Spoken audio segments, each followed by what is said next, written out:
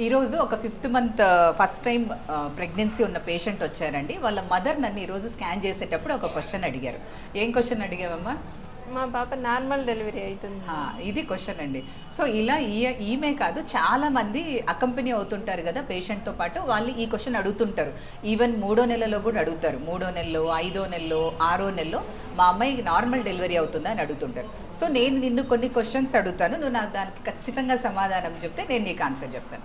So 9వ నెలలో బిడ్డ ఏ పొజిషన్లో ఉంటుంది? తెలియదు మేడం. మీకు తెలియదు. సో మాకు కూడా తెలియదు. అది ఏదంటే బిడ్డ అనేది మారుతూ ఉంటుంది కాబట్టి.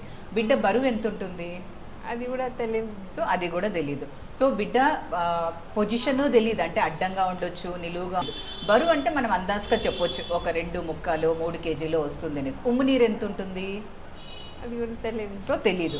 సో మనకి బిడ్డ పొజిషను, ఉమ్ము నీరు, తర్వాత బరువు అనేది తెలీదు. అన్ని నార్మల్గా ఉన్నా కూడా ఒక్కొక్కసారి కరెక్ట్గా నొప్పులు వస్తాయా, సర్వీక్స్ అనేది ఓపెన్ అవుతుందా, ఒకవేళ సర్వీక్స్ ఓపెన్ అయినా కూడా మనకు పెల్విస్లో 3 ఫేసెస్ దాటాలి బేబీ అనేది.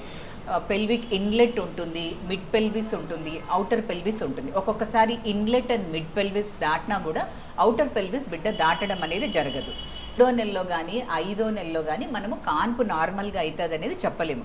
ఓన్లీ ఒక 1 week or 2 weeks before the expected date of delivery అయితే మనం అన్నీ అసెస్ చేసుకొని చెప్పగలుగుతాం.